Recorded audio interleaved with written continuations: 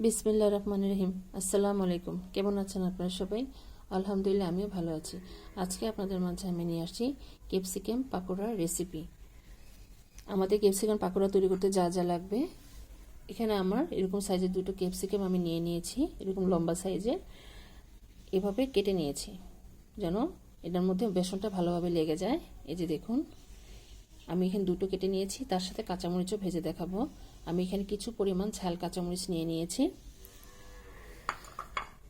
তার সাথে মশলা লাগবে, কিছু পরিমাণ ধনিয়া পাতা নিয়ে নিয়েছি, কুচি করা ধনিয়া পাতা। স্বাদ মতো লবণ নেওয়া আছে আমার পরিমাপ করে।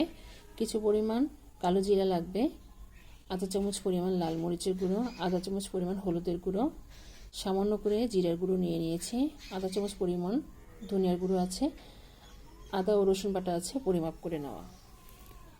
আর লাগবে এখানে আমাদের বেকিং পাউডার। এখানে লাগবে আমাদের চালের গুঁড়া। আমি এখানে কিছু পরিমাণ চালের গুঁড়া নিয়ে নিয়েছি। এই যে চালের গুঁড়া নেওয়া আছে আমাদের। আর লাগবে বেসন। এখানে আমার 1 কাপ ভরে বেসন নেওয়া আছে, আমাদের মরিচের পরিমাণ করে নেওয়া। আপনারা আপনাদের মরিচের পরিমাণ করে সব মশলাগুলো দিয়ে অ্যাড করে নেবেন। তো এখানে আমি বেসনটাকে গুলিয়ে নেব। প্রথমে আমরা যা করব, বেসনের সাথে আমরা যে চালের গুঁড়াটা আছে সেটা মিলিয়ে নেব। এই যে চালের গুঁড়াটা আছে, এখানে আমার আধা কাপ পরিমাণ চালের গুঁড়া নেওয়া আছে। চালের গুঁড়াটা দিলে অনেকটাই ক্রিস্পি হয়, মচমচাও থাকে অনেকক্ষণ চালের গুঁড়াটা দিলে। এখন আমরা এর সাথে মশলাগুলো অ্যাড করে দিব। আমাদের এই যে গুঁড়াটা নেওয়া হয়েছে, এর সাথে আমরা পরিমাণ করে বেকিং পাউডারটা দিয়ে নিব। আগে এটা আমরা ভালোভাবে মিলিয়ে নিই, মিলিয়ে তারপর এর মধ্যে আমরা বেকিং পাউডারটা দিয়ে মিলিয়ে নেব। এখান থেকে আমি 3 ভাগের 1 ভাগ এই চা চামচ দিয়ে, যে চামচটা নেওয়া হচ্ছে 3 ভাগের 1 ভাগ নেওয়া হচ্ছে, যেহেতু বেশি নিলে অনেকটাই বেশি ফুলে উঠবে। আপনারা দিলেও পারেন, না দিলেও হয়। দিলে ভালো হয়, একটু ফুলা ফুলা হয়, দেখতে ভালো লাগে। এখন এটাকে ভালোভাবে মিশিয়ে নেব। এর মধ্যে আমাদের যা মশলাগুলো আছে, ধনিয়া পাতা, আদা রসুন বাটা, জিরা, যা যা আছে সবগুলো উপকরণ আমরা এর মধ্যে এখন দিয়ে নেব। বিসমিল্লাহ, সবগুলো দিয়ে নিলাম। দিয়ে এখন আমাদের যে পরিমাপ করে পানিটা আছে সেটা আমরা এর মধ্যে দিয়ে নেব। বিসমিল্লাহ, অল্প অল্প করে পানিটা দেব, একবারে দেওয়া যাবে না পানি, তা না হলে বেশি পাতলা হয়ে যাবে। এই বেটারটা থাকতে হবে না বেশি ঘন না বেশি পাতলা, একদম মিডিয়াম যেটা লেয়ার সেটা।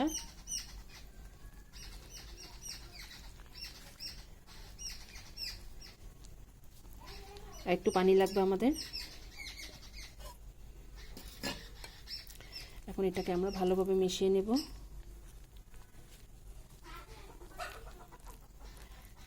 আমরা এটাকে ভালোভাবে মিশিয়ে নিচ্ছি। এই যে দেখুন, আমাদের বেটারটি প্রায় রেডি হয়ে গিয়েছে। এই পর্যায়ে থাকবে, এই যে দেখুন, এরকম এরকম থাকতে হবে যেন এর সাথে ভালোভাবে মিশে যায় যে মরিচটি আছে। ঠিক এরকম, বেশি পাতলা করা যাবে না।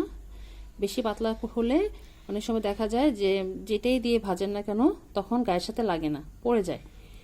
তখন বেটারটা একটু ঘন থাকলে গায়ের সাথে মিশে থাকে, দেখতেও ভালো লাগে। আমাদের এটা মেশানো হয়ে গিয়েছে। তাহলে চলুন আপনাদেরকে ক্যাপসিকামগুলো ভেজে দেখাই। এখন আমি চুলোর কাছে চলে আসছি।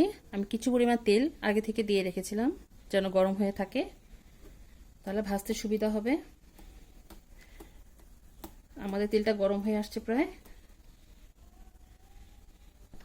এখন আমরা যা করব, প্রথমে যে কাঁচামরিচগুলো আছে এখান থেকে কয়েকটা কাঁচামরিচ নিয়ে নিব। যে কাঁচামরিচগুলো আছে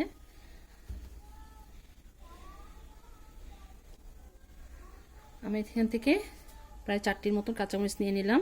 এখন এটাকে ভালোভাবে এভাবে করে মাখিয়ে নেব। মাখিয়ে এর মধ্যে দিয়ে দিব এখন তেলের মধ্যে। বিসমিল্লাহির রহমানির রহিম। আপনাদের চুলার আঁচটা একদম মিডিয়ামে রাখবেন, মিডিয়ামে রেখে এটাকে ভেজে নেবেন।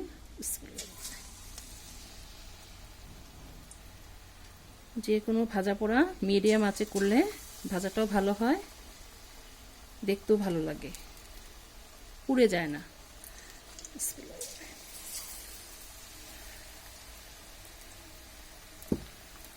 আমাদের মরিচগুলো ভাজা হলে তারপরে আমরা ক্যাপসিকাম যেগুলো আছে কেটে রেখেছি, যে ক্যাপসিকামগুলো সেগুলো ভেজে নেব।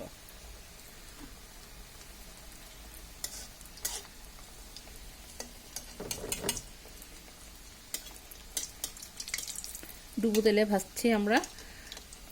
যে কোনো ভাজা পোড়া ডুবো তেলে ভাজলে অনেকটাই মচমচা ক্রাঞ্চি হয়। এখন আমরা এটাকে উল্টিয়ে দিব। উল্টিয়ে দিলাম।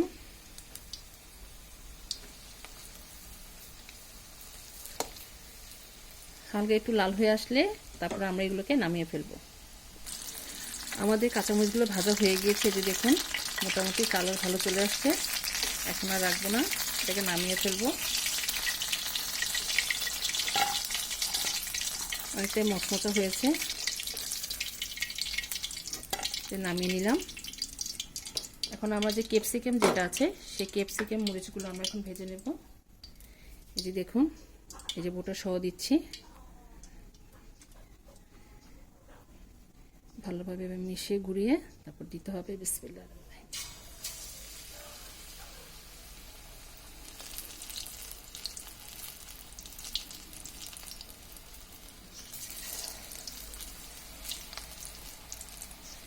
একে একে সবগুলো ক্যাপসিকাম আমরা এইভাবে দিয়ে ভেজে নেব।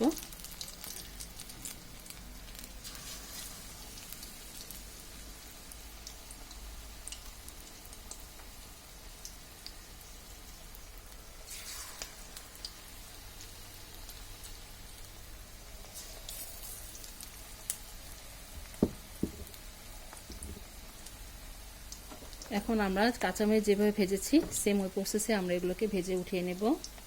আমাদের এটা এক পাশ হয়ে আসলে উল্টিয়ে তারপর ওই পাশ করে দিব। আমরা এখন পাকোড়াগুলোকে উল্টিয়ে দিয়েছি, এই যে দেখুন।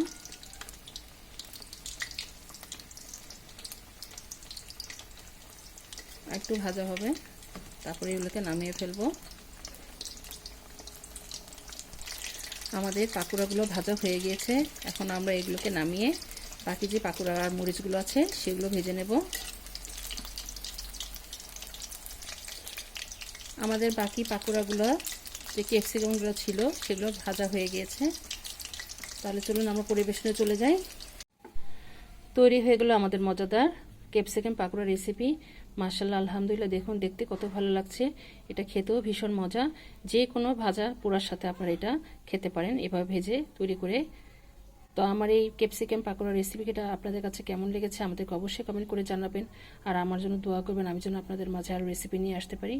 তো আজ এই পর্যন্তই। আপনারা যেখানে আছেন ভালো থাকেন, সুস্থ থাকেন। আল্লাহ হাফেজ।